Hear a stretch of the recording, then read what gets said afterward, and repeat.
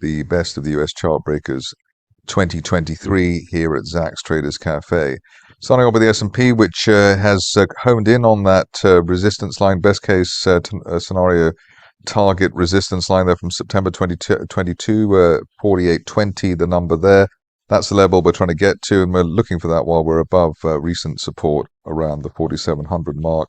Obviously looking a little bit tired now. We're trying to get up to that line, which I suppose at the moment is the best case scenario target. Hopefully we could hit that during the course of January.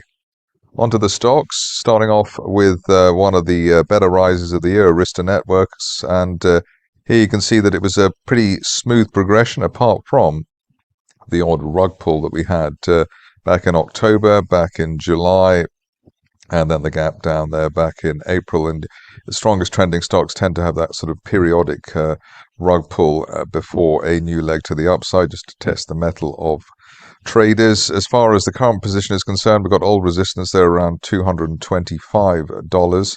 That's from back in November, and above that we're looking for that resistance line projection from the October of 2022, heading for $260, which we could see by the end of February, give the shares a bit of time to regroup after recent gains.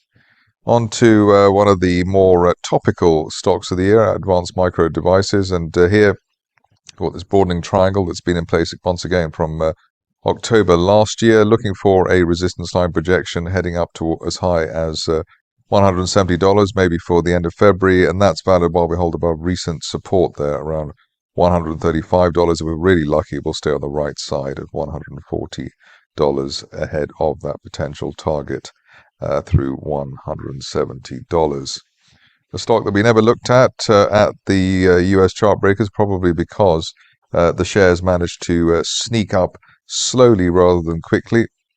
Here you can see that Builders First Source has been in a rising trend channel again since the latter part of 2022. We're looking for the top of that channel there as high as $200. That's valid while we remain above the top, rather the bottom of the latest gap there at $155. So above 155, that was also the old August resistance for the share. So that does tie in. So really that old resistance becoming, in theory, new support ahead of a $200 target, hopefully by the end of February. Another stock which didn't appear in the US Chartbreakers, Fair Isaac Corporation, and here massive rally here, amazing rally, and here a sort of broadening triangle mixed in with a rising trend channel. The top of that channel there up to $1,220, which is our initial target here for the shares, while we remain above recent support around $1,120. Best case scenario is that we accelerate into a rising trend channel, the black channel there. That's heading towards $1,310. Maybe that might be a best case scenario target for the end of Q1. But the key here is remaining above 1120, ideally on a weekly close basis.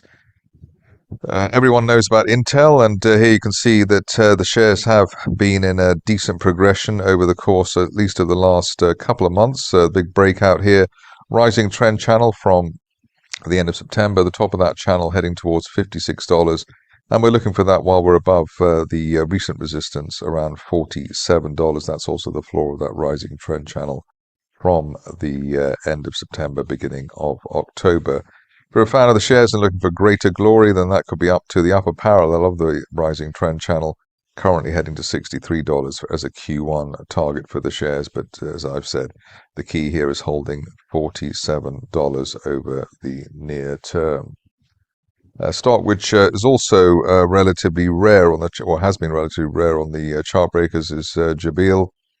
Here, rocky ride with the gaps down and gaps up, but I suppose that's only underpinned the rising trend channel that's been in place since the beginning of this year. Floor of the channel currently running at $118, so that's the ultimate stop loss on the upside here. Otherwise, we're heading towards $150 maybe by the end of Q1. Be nice to see the shares remain on the right side of that 50-day moving average around $125, but more realistically above 118, looking for 150 on Jabil. Meta has been one of those slow burn trending stocks over the course of this year.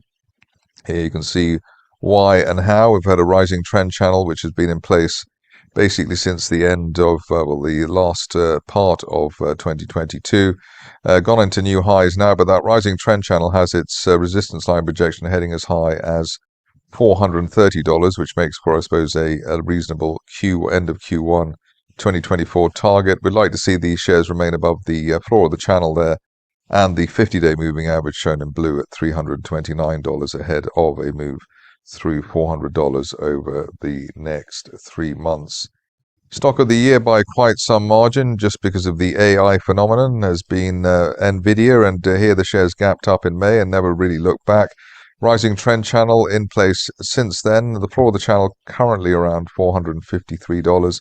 Above that, we're looking for 560, which is the an old July resistance line projection at the top of that rising trend channel. Obviously, if you're cautious, you wait for the $500 area to be cleared on a weekly close basis. Palo Alto is next, and again underlining the strength of everything in the tech space this year in the US. Here we've got we had a probe through towards the $315 area. We've come back from that. The next support down is around $280, but can't rule out a test of that 50-day line, currently at $272, as that was or should be a resistance and a former resistance area, but now a new support area. Ideally, we stay above on the right side of $280 and head towards the top of that rising trend channel as high as $330 by the end of the first quarter. Something breaking the spell of the tech domination here has been Royal Caribbean Cruises, and here we've got a rising trend channel in place since September, with the latest breakout. That was through the $110 area, above $120 in the floor of that channel, looking for up to $150 by the end of next month. But after that dip in October, November, a decent recovery there at Royal Caribbean.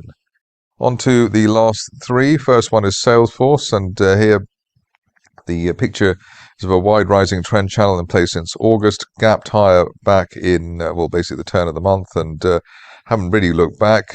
Support notionally in the first instance around $248, which also ties in with the floor of that rising trend channel. Above that area in the upper 240s, looking for up to $310 by the end of next month.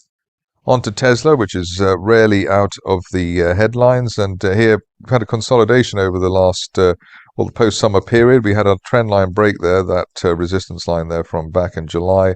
That was broken there around the $247 area, and that's now becoming support for the shares. Can't rule out a probe down towards the 50-day line at $233, but at least while we're on the right side of 240 and that resistance line break, looking for the top of this rising trend channel as high as $345 by the end of Q1 2024. Finishing off with Uber, and here a picture of a great move through basically from the end of October within a rising trend channel that's shown in black there. Top of that channel currently heading towards $72, and that's where we're imagining the shares will head while we're above the recent gap at $58. That also ties in with the floor of the rising trend channel, but 70 plus by the end of next month, while we remain above that $58 support or notional support area for Uber. That's it from me today. More updates next week.